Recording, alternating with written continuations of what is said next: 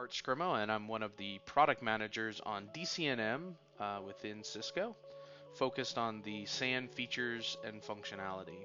So today we're going to do a quick overview of the virtual machine manager integration with VMware. It's really quite simple.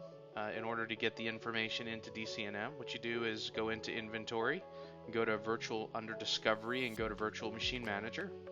From here, you're going to add your vCenter server by inputting the IP address, the vCenter server username and password, and click add.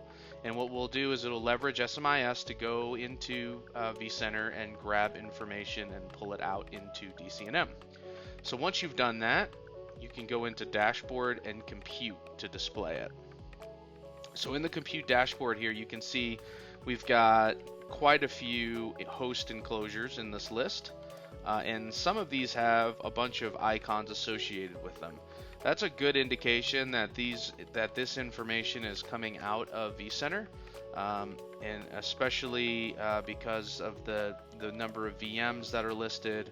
On the physical host, you won't see the number of VMs because we don't have any way of knowing what VMs are running in there unless we have some access like we do with vCenter and SMIS communication. So as you can see, there's quite a bit of information displayed. You've got the IP address, the number of Macs, the number of WWPNs, the OS or the platform, the number of VMs. So I can actually click on that and I can see information about each of the individual VMs on here, what their memory, what their read-write, what their status, those types of things.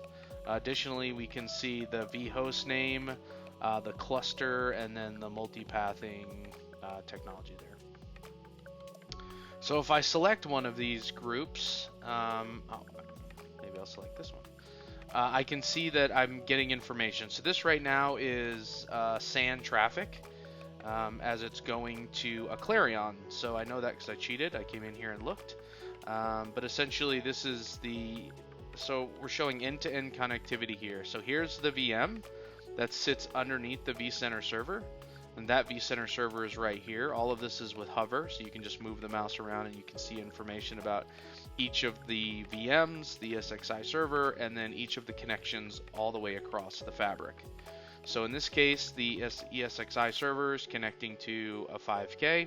That 5K connects to another 5K, which connects to a 9710, which goes to a Clarion. And you can see SP information. You can see the name of the Clarion, what the members are, and those types of things. So there's information here. You can zoom in on this area here, and we can show some link status for some of these and what the actual interfaces are that are connecting these things together.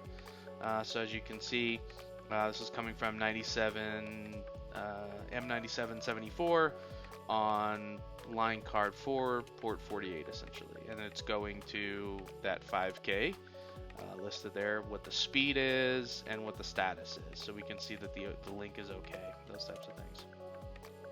So end-to-end view from the host back all the way through to the storage device is part of what we do in DCNM is provide context around the connections across the fabric. In this case, it's a single fabric because this is in QA environment, but in a multi-switch or multi-fabric infrastructure, we will actually show both of the legs for each of the host enclosures. So we will show a fabric A and a fabric B and how they're connecting to a Clarion on the other end.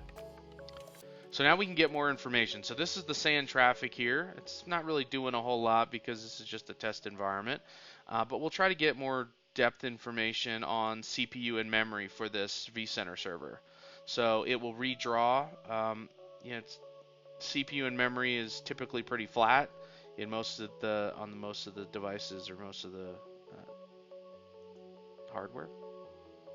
We can also show max disk latency for in milliseconds. So you can see we're in some of these are in the 60s. So that's not great. But I can see that here, right? And I can zoom in on this area if I want to and say, okay, oh, there we go. So now I can really see my peaks and valleys, what my value was at that time. So this one got up to 64 milliseconds. Additionally, I can show network traffic. So here's our network traffic over that time as well. We're looking at a 24-hour period. In this case, we can show 24 hours, week, month, and year. So this pretty much covers some of the visualization that we can do within DCNM for VCenter and VM integration that we have. Quite a bit of information here. Certainly we're not going to replace any of the tools that you use to manage your VM infrastructure, but we're trying to bring as much information as context as we can so that administrators have a good idea of what kind of how their environment is performing, and that way they can essentially lead to problem resolution quicker as a result of having more information at their fingertips. So I want to thank you for tuning in. If you have any questions or want to know more about DCNM, please go to www.cisco.com/go/DCNM.